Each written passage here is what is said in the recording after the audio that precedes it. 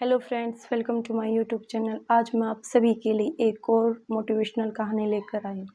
एक पति पत्नी की कहानी। एक बार एक प्रोफेसर अपनी क्लास में स्टूडेंट को एक कहानी सुना रहे थे। जो कहानी इस प्रकार की थी कि एक समुद्र में बड़ा जहाज जा रहा था। बहुत सारे यात्री उस पर सवार थे। अचानक से एक्सीडेंट होता है, दुर्घटना होती है और जहाज है खराब हो जाता है। जहाज का कैप्टन अनाउंस करता है कि सारे यात्रियों को फटाफट से खाली करना होगा क्योंकि ये डूबने वाला है। लाइफ बोट जो है उन पर सवार होने के लिए लोगों की भीड़ लग जाती है। लोग जो है तैयार होते हैं कि बस हमें मौका मिल जाए। लगभग सारे यात्री सेफली किनारे तक पहुंच जाते हैं। रेस्क्यू टीम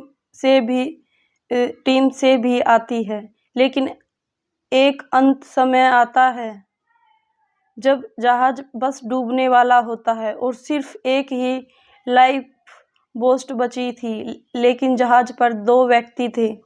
एक कपल था, एक युगल जोड़ा था। पति पत्नी।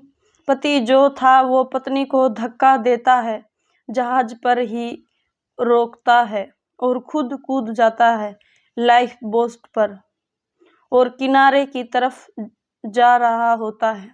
जब जहाज डूब रहा होता है, जिस पर वो पत्नी खड़ी होती है, वो चिल्लाती और कहती है अपने पति से कुछ।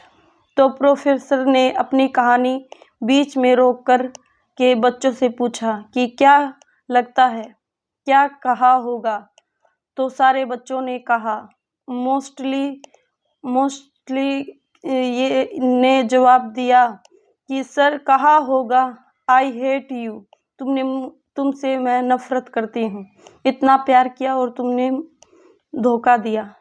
ये कहा होगा कि हो सकता है, कहा होगा कि तुम बड़े सेल्फिश हो, मतलबी ही निकले हुए हो। एक बच्चा चुप रहा, बहुत सिंसियर लग रहा था। तो प्रोफेसर ने पूछा उससे कि आप चुप क्यों हैं? आप बताइए क्या कहा होगा? तो उस बच्चे ने कहा कि हो सकता है पत्नी ने अपने पति से कहा कि हमारी संतान का ख्याल रखना। प्रोफेसर चौंक गया। उसने कहा सही जवाब, लेकिन तुम्हें कैसे पता? तुमने कहानी सुन रखी थी? उस लड़के ने कहा नहीं सर, मैंने कहानी नहीं सुनी हुई थी। मेरी बीमार माँ थी जब अपने जीवन के अंतिम क्षणों में थी, तो मेरे पिताजी से यही कह रही थी कि हमारे बच्चे का ख्याल रखना। प्रोफेसर दुखी से उन्होंने कहा कि आपकी बात सही है, जवाब सही है आपका। यही कहा उसकी पत्नी ने अपने पति को कहा कि हमारी संतान का ख्याल रखना। प्रोफेसर ने कहा लेकिन कहानी अभी बाकी है। उन्होंने कहानी आगे पढ़ाई। उन्होंने कहा कि जो जहाज था उस पर जो महिला बची थी, वो जहाज बस डूब गया। उस महिला की मौत हो गई। जो पति था वो किनारे पर आ गया। घर पहुंचा। वह उसकी बेटी थी। उस छोटी बच्ची का लालन पालन किया, उस संतान का पालन पोषण किया, उसे पढ़ाया लिखाया, उसका विवाह करवाया। और समय का चक्र है, उस व्यक्ति की भी जान चली गई, उसकी भी मौत हो गई। जो बेटी थी वो एक दिन अपने घर पर मायके आई हुई थी और घर की साफ सफाई कर रही थी। सामान जो है सारा देख रही थी। तब अलमारी में से उसे एक डायरी मिलती है जो कि उसके पिता की थी।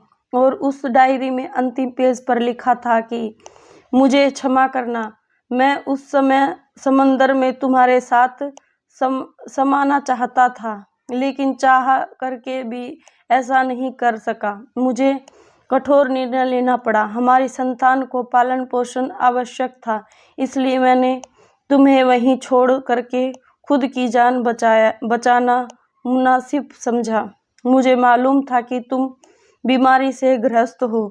कुछ दिनों में वैसे भी तुम इस दुनिया को छोड़कर जाने वाली थी। ऐसे में मुझे यह कठोर निर्णय लेना पड़ा, वरना मेरा यकीन मानो तुम्हारे साथ समंदर में ही उसी पल समा जाना चाहता था। तुम्हारे बिना मेरे जीवन का कोई अर्थ नहीं है। बच्चे जब ये पढ़ रही थी तो वह रोती चली जा रही थी। कहीं न कहीं उसके मन में चलता था कि पिता ने माँ को वहाँ के लिए क्यों छोड़ दिया।